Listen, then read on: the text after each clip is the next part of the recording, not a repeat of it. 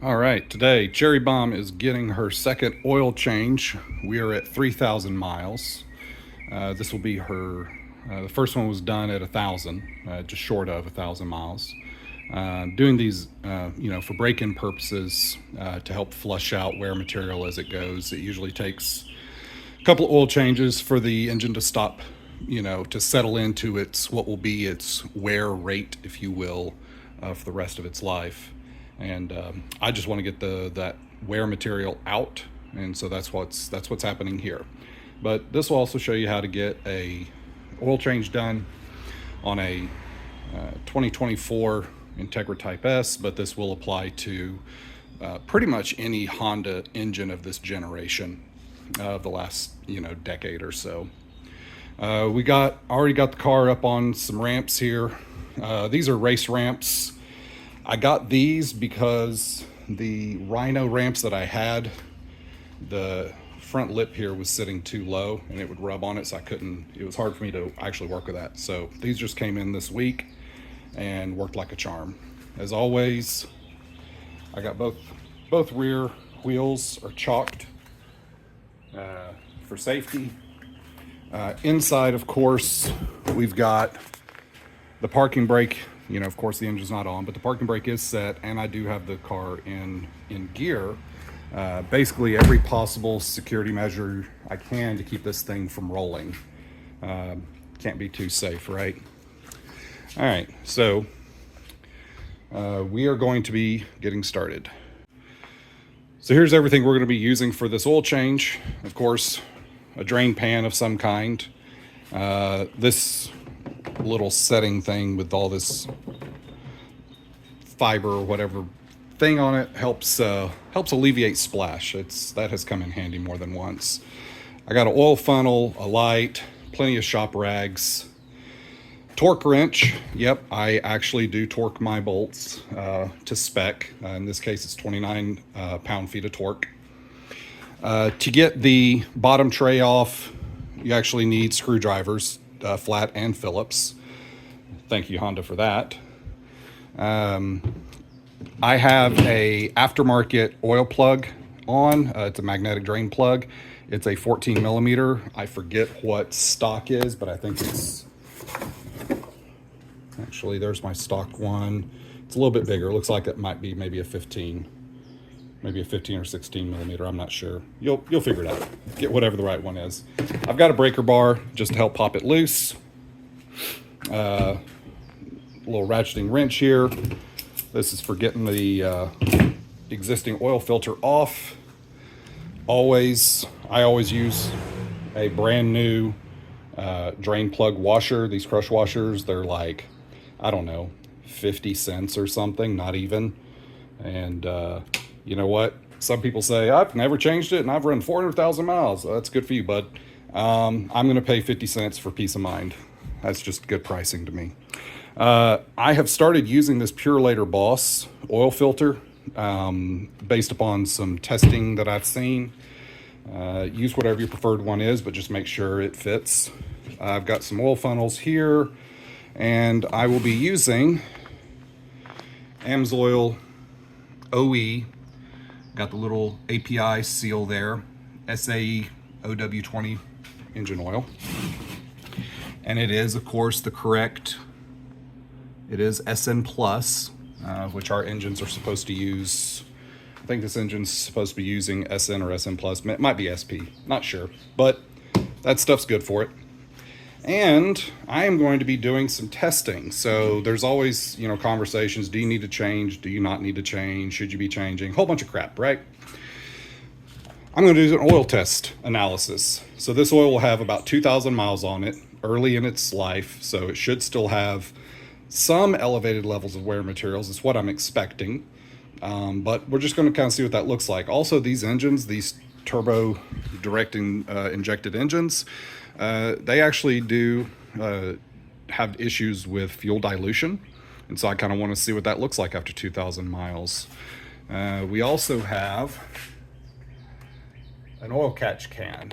And there's been a lot of discussion whether these engines need them or not.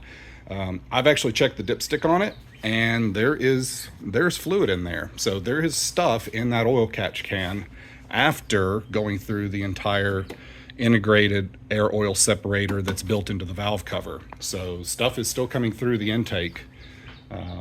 We're going to see what it is, right? It might just be a little bit of water, a little bit of condensed gasoline. Who knows? But we'll see what that is. And lastly, we're going to use this to cut open the existing the oil filter that I have on there.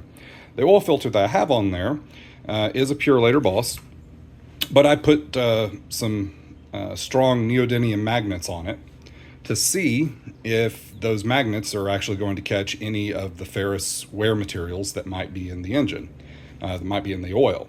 So we're going to see if magnetic filtering on your oil filter does in fact produce any effect. Now, does that have, we can argue whether that actually has a longevity effect on the engine or not, and whether there's reliability impact or not. Again, people, more than enough examples out there of people saying that they've got, they use OE filters and, they've got 300, 400, 500,000 miles on their engines, and those are all true statements. So is it worth it? Is it not? I don't know.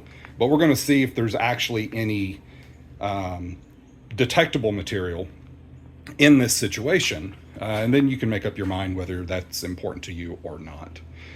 So let's get started. All right, so we're up under now, and for reference, we got your exhaust pipe coming here, that mesh, got your rear motor mount here. Engine oil, says it on the bottom of your engine pan. There's your bolt. Once I break this loose, I generally will use this. It's magnetic and it grabs onto the bolt and allows me to rotate it. Now, in this case, I'm not going to do that. It allows me to get it off without getting my hands messy. But since I'm already going to have my hands up in this oil stream trying to get an oil sample, I'm not really worried about it. This is just going to be a messy oil change. It's going to be what it is. So I'm just going to break this loose, let the oil start draining. I am up to operating temperature, so things are really hot in here. I took it for a good drive earlier, and yeah, so we're going to get a good oil sample here. You're supposed to wait until it's about roughly halfway through with the drain before you get your sample. So let's do that.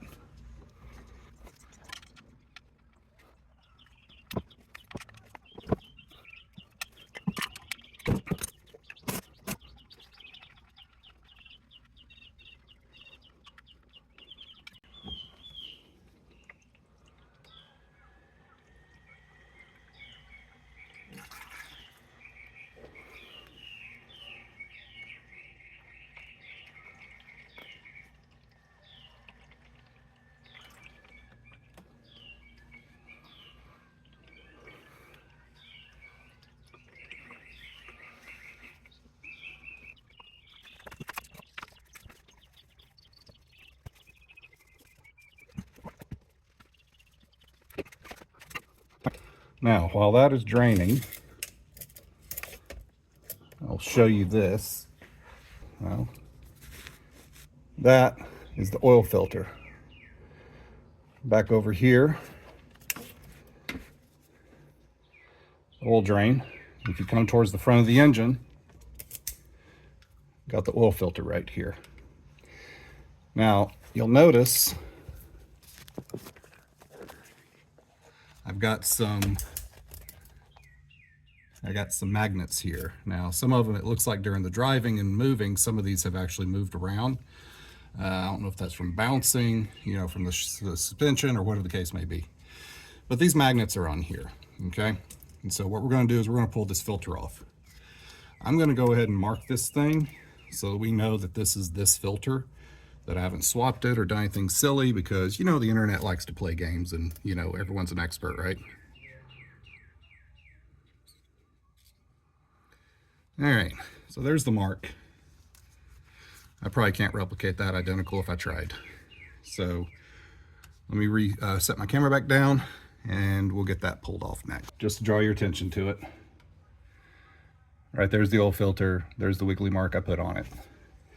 Now I'm going to move the magnet, this magnet that y'all saw sitting crossways here. I'm going to pull this out of the way because I need that grip area for the oil filter wrench here.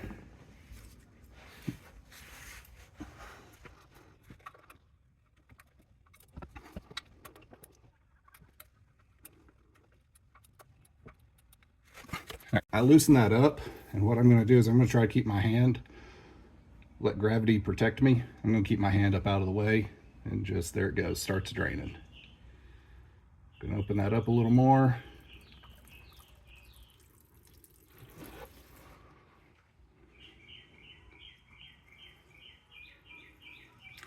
And what I'm going to try to do is to get this thing off without disrupting any more of those magnets. I mean, you saw I had to move one already, but I want to try to leave those magnets intact so that when I cut that filter open, we can see, hopefully we'll see if there was any metal there.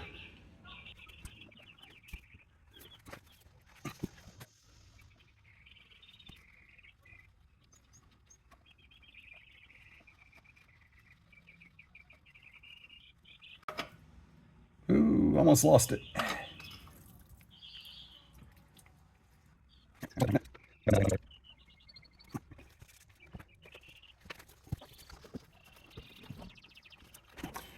Other thing you want to do, and that's what I was just doing there,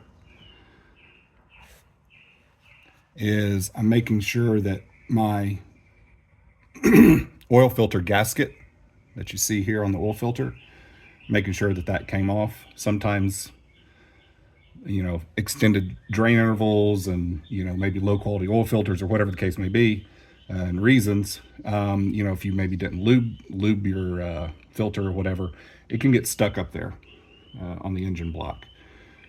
And if you put a new oil filter on top of that, you got two gaskets against each other, they don't seal correctly, you get an oil leak, your engine drains of oil, and yeah, that's a bad day. Now, I usually let my oil drain for a while. I know some people do their thing, it's whatever. All right, everyone's a little different. But as you can see, we're still dripping. So what I'm gonna do is we're gonna go cut this oil filter open and we're gonna let that drip. Other thing I wanna do is I actually wanna check this magnetic oil drain plug and see if we got anything on it. All right, so here's the magnetic drain plug that I got for this. I'll put it in in the description. It still has the crush washer that came with it. I'll pull that off in a second. But what we're looking at there is, look at that tip. That tip looks like it's got material on it. And sure enough, there it is. So, in fact, look at all the shiny there. So that is wear material from break-in. So yeah, magnetic drain plug, up to you if you want one. But I'd say that, you know, that's pretty reasonable, cheap insurance. Right now, that material there is not floating around in the oil getting circulated. You know, you might say, okay, well, the oil filter should have, could have caught it, and that's true. It probably could have or would have, or maybe it would have. This all would have just settled down in the bottom of the oil pan and never got picked up. But who knows, right? So magnetic filtering, you know, people agree or disagree with it. Make up your own mind.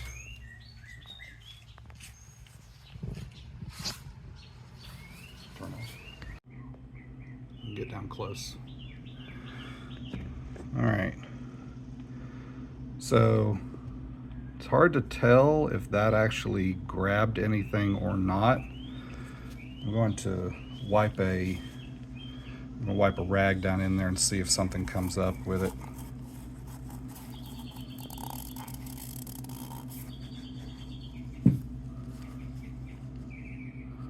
Yep. So I'm trying to if you look, there's a little bit of glittering going on there. And that was up against the wall. That was against the wall of this oil filter. Now it's just 3,000 miles. I don't know if that'll be more or less. You know, if that's just because of break-in, if we'll see something better later on. So at any rate, it does look like the magnet on the walls here do seem to catch, or at least pull, ferrous material against the wall, as you know, you would expect. So that seems to be a thing. Here's the oil filter. You can actually see looks like it's in, I mean, it's only got 2,000 miles on it. It's rated to 20,000. But this is a purelator, and you know, people that believe that they are horribly clever call it, you know, they come up with clever names, Terralator and whatever. But this thing, you know, okay, it's only been 2,000 miles, but as I look at the build quality, we got a metal crimp here. So that's kind of nice. And trying to see, doesn't look like I can really pull anything off of there. I mean, build quality in general just looks good. You know, it's metal inside. You can find other videos. Any drain back valve looks to be good shape or good material. So, all right, there's that. All right, so here's my new oil filter. Brand spanking new. Today's June 8th. And we'll put this on, let's see, 6, 8, 24. And we'll show you the odometer in a minute, but I'm exactly at 3,000 miles. So that's when we're putting this one on.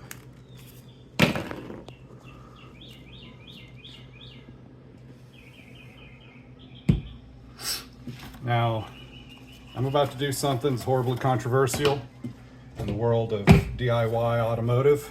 I'm going to pre-fill my oil filter. Feel free to blast me in the comments, or not, or whatever. Don't care. There's plenty of opinions on this, whole lot of data on it, whole lot of reasoning and rationale. Whole lot of people a heck of a lot smarter than me with a lot more experience do this. They swear by it. The logic makes sense to not have this thing be dry for the initial startup. So yeah, that's what I'm doing.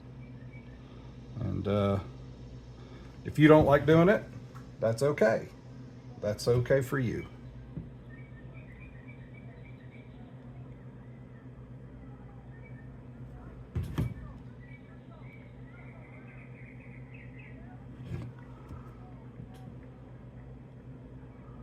But wait, that oil is going to be unfiltered going into the engine. I promise you, that oil is,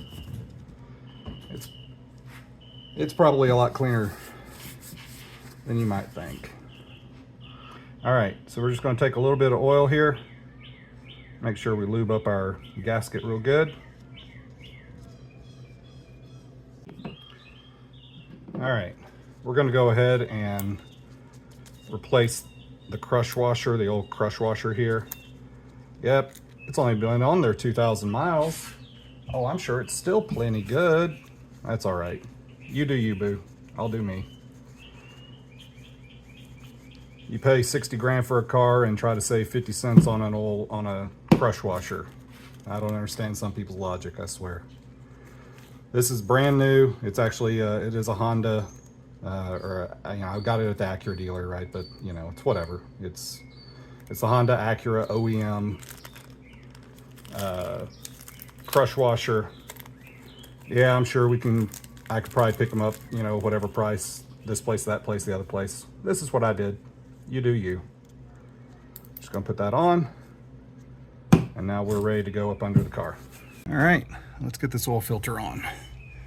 Now with me filling this thing all the way up, it might leak a little bit. That's okay.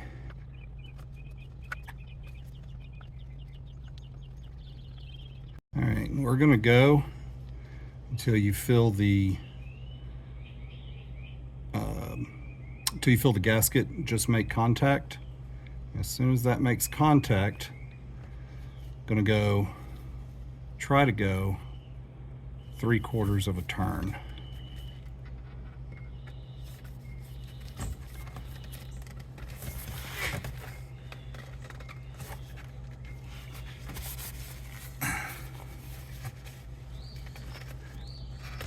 I got it half there. I got a little over half a turn. That thing's on there snug, so we'll call that good. All right, and now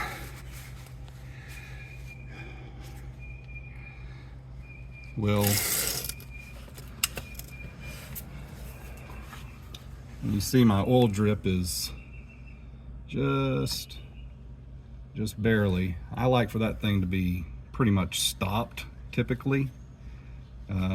Yeah, I'm a little OCD about that.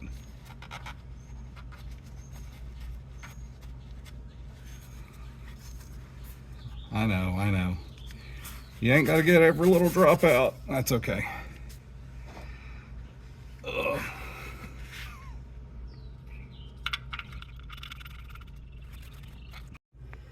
All right, so now we're going to torque this down. The torque spec is 30 pound-feet of torque.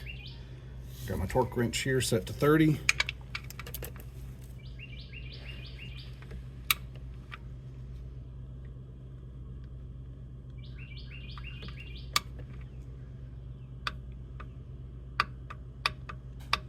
There's my 30. That's it. All right, now to refill. As you can see, I dressed her up a little bit. I like to buy my girl pretty things, right?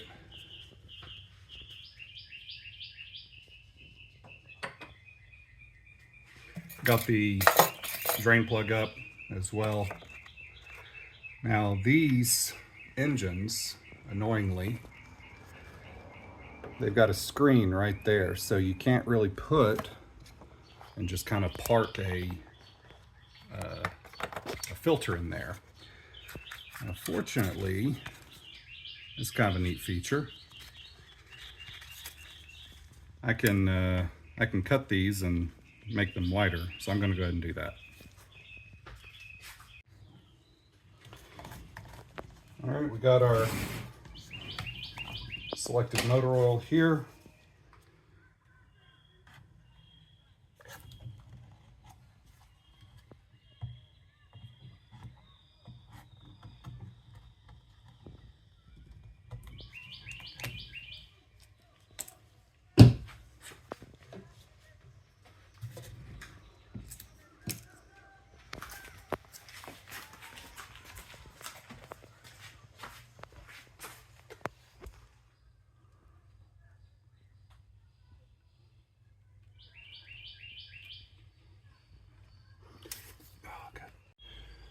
So we had a minor snafu there, made a bit of a mess. Ended up taking off the beauty cover here and cleaning up the mess that I made on top of the valve cover.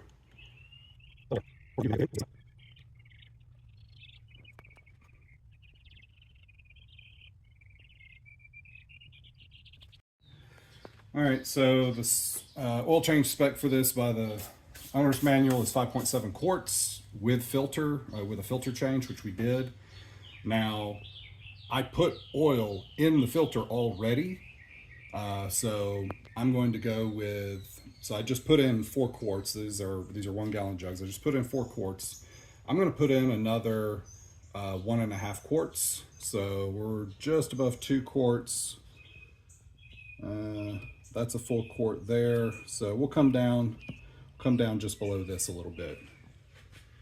And that should get us close, and then we'll have to come off the blocks to do an oil level check. All right, we will call that good for now until we get the oil level check in. There is plenty of oil in there to be safe. If I'm short any, I'm short, a 1/4 quart, 1/2 quart, somewhere in there. I'm I'm within a quart of being exactly where this needs to be. Okay, so here is the oil analysis results from the 3,000 mile oil change. The actual amount of uh, interval here, right, we're at 2,009 miles of use on this oil. And we've got some really interesting results that I want to walk through here. First, let's talk about the comments up here at the top. Um, I sent an email to Blackstone Labs after sending off my sample because I thought to let them know about the magnetic drain plug and magnets on the oil filter that that appeared to capture material and therefore reasonably should affect the results that we see here. And I think that we can safely say that the the plugs, based upon what we saw and then based upon the data here, it does in fact look like um, the iron was affected uh, by the magnetic filtering that was in place. Um, so we'll just kind of walk through that. Blackstone, of course, points out that it could in fact cause an effect on the results, but they're a fan of using it, and they consider that looking at your drain plug and inside your oil filter are good diagnostic tools to kind of keep an eye on how things are going. Now, what they did note was the aluminum, copper, and silicon all read high, but they assess that those are all left over from the break-in process, since this is only the second oil change. And I want to talk about the break-in process and break-in oil changes and such like that. There's a lot of opinions and controversy going on with this that exist out there. And so, the question is, do you need to do one? Should you do one, etc.? And I'm of the opinion that it really depends on the type of owner that you are, broadly speaking. So let's look at what this data says, and then we'll see if that can maybe help inform some decisions. So first, let's look at the aluminum. Throughout this entire engine, there's a significant amount of aluminum material and parts. And for those of you who don't know, when an engine breaks in, what happens is the different parts that reciprocate against each other, like the pistons inside the piston chamber, or the camshaft lobes as they're moving across the top of your valves to actuate them. It's metal. It's metal's going to rub against each other, and what happens is these metals kind of polish each other and find their, if you will, equilibrium. Um, any high spots will get balanced out against the other side, the other item that's rubbing. And you go, well, there's oil that's supposed to be preventing wear, and yes, that's true, but even as good as manufacturing techniques are, we can see here that there are still elevated levels of wear material that occurs early in an engine's life, and that's what we're seeing here. And so something I want you to kind of think about here for a second is I did my first oil change at 991 miles. This is the second oil change in 3,000 miles, two oil changes, and we still have twice the amount of aluminum as what is the universal average.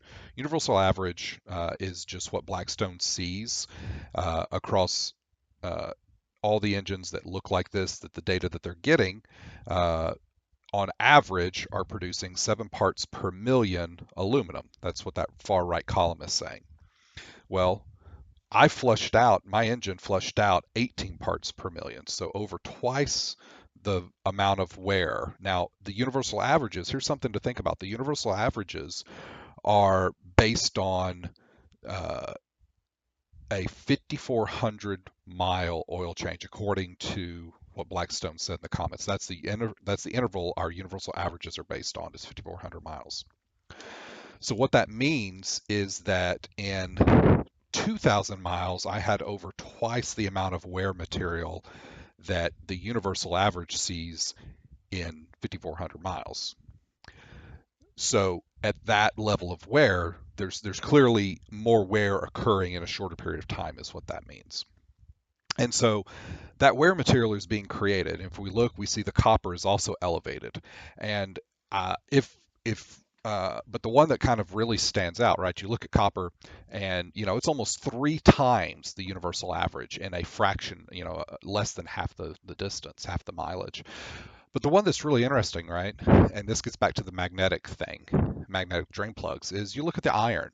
Um, the iron, 7 parts per million versus the universal average is 11.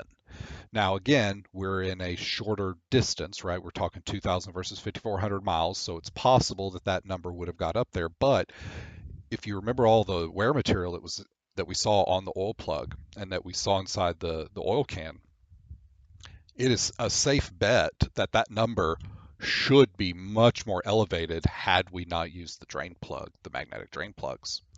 And you say, okay, so what? What's the so what here? What's the big deal?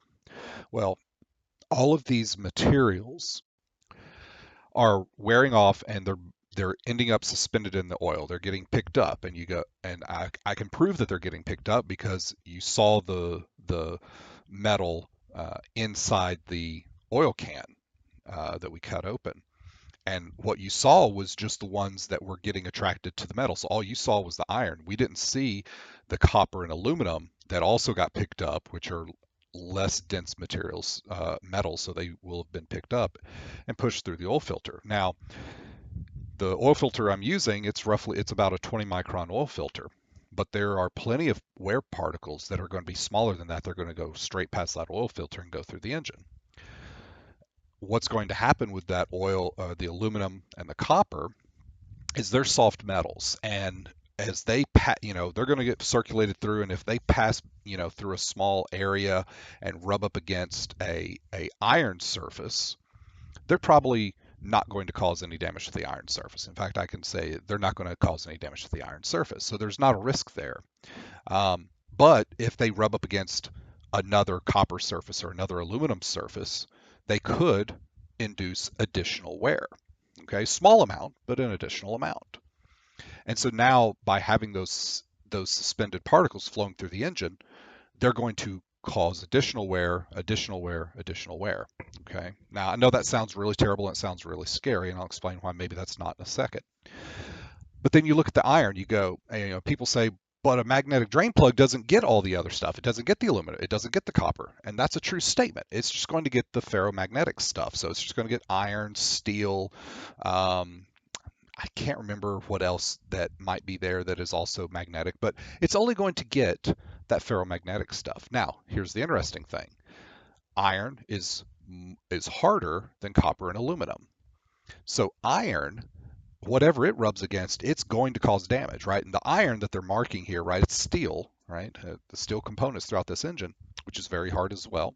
They're going to rub against the aluminum parts, and they will cause damage to the aluminum part. They're going to rub against the copper part. They will cause damage against that copper part, and they will cause damage against any iron part as well because they're hard enough to do that. And they're going to cause additional wear. So the drain plug, the magnets, what they're doing is they're pulling the hardest, most damaging materials out of suspension. Yes, the non-magnetic stuff will still flow through, and yes, that stuff can and will still cause potential additional wear on those softer metal surfaces. That's all true statements. But you're still getting the worse stuff out, if you will. Moving on down through this oil analysis, one thing that I was exceedingly happy to see is you go down to the very bottom block, and you've got two things. You got the viscosity, and then you have the fuel percentage. And in my earlier in the video, I mentioned that the oil or fuel dilution was an issue with the direct injection turbocharged Honda engines. I need to amend that. It was the L15 turbo that's in, for example, the Civic Si or the non-Type S Integras, the A-Spec and the base models. Those 1.5 liter engines in previous generations have had this. I've got it on pretty decent authority that that issue's been resolved, but I don't know. For me, what I was happy to see was my fuel percentage, fuel dilution. It's less than 0.5%. That's phenomenal. That's excellent. Okay. That basically what that means is I didn't really have any fuel dilution. And if you look at my viscosity ratings are exactly good. They're happy. My oil is not has not gone out of grade. It's not reduced viscosity. A higher fuel dilution level will cause that viscosity to fall. You'll see, the fuel dilution go up. You'll see viscosity fall. Okay. Now, keep this in mind. This is still a 2,000 mile oil change. I am going to see, I'll be doing these as I go through the ownership of this vehicle, but eventually I'm going to get up to my 5,000 mile oil change. That won't be until 2 oil changes from now. And with that, I'm going to see what's the fuel dilution with a 5,000 mile interval. I have a feeling just by looking at this that it's probably going to be okay, not a big deal. If we go on down and look, there's no water, no antifreeze, everything's happy. TBN, this is the oil's acidity rating, how well it's resisting acidity, which, of course, wears out your parts, and, it's at a very happy, strong number as Blackstone annotated. One other thing I want to point out is we can look at the additive package. A lot of conversation about additive packages. Is there enough? Is there enough moly in it? And there's this rumor running around that the assembly lube has some extra amount of moly in it, and you're supposed to leave that assembly lube and that first oil change to a full interval to let that moly do its job. And I've not met anybody that can actually explain what it's doing, but here you've got the AMSOIL. You can see it's got a pretty healthy dose of moly in it.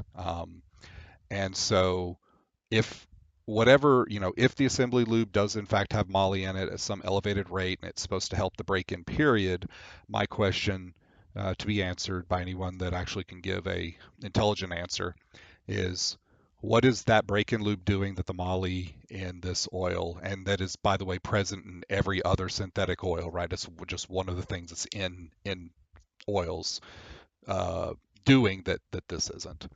As we look, the calcium, magnesium, phosphorus, zinc, barium, or zinc, these are all additive package items. There's detergents, dispersants. I think calcium is a detergent, for example. It helps keep things clean. So I can't interpret that. I'm not an expert on that type of stuff. Last thing I'll point out is the silicon. That actually does come from the assembly lube, believe it or not. So you see that that's at elevated level. So even after a previous oil drain of 991 miles, and here's my second oil drain, I am still flushing assembly lube residuals out of the car. So that's what that is. Later on, if that silicon remains high, the primary source of that is like dirt or sand. But this early in the life of an engine, that silicon is primarily coming from what I've read from actual experts. I'm not one. That's where that's coming from. So that's the oil analysis. Now, you say, is it all that big a deal? Well, this is for the individual to decide upon. There are volumes of examples of Honda engines seeing 2, 3, 4, half a million miles. Okay, they're out there.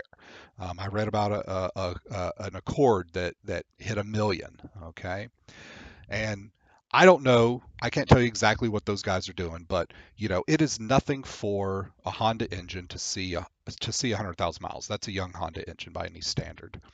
But most of them are going to see 200 to 300 before they ever hit the junkyard, and they probably won't hit the junkyard because of the engine failures. How many of those are not doing break-in oil changes? How many of those are using just OEM Honda filters, which, by the way, by all accounts, are actually pretty decent? How many of those aren't using magnetic filtering at all? No magnetic drain plug, no magnets on the oil filters, right? And they're getting to that distance. So you say, is it worth it? Well, I'm going to say it's going to depend on the type of person that you are, the type of owner that you are. Okay.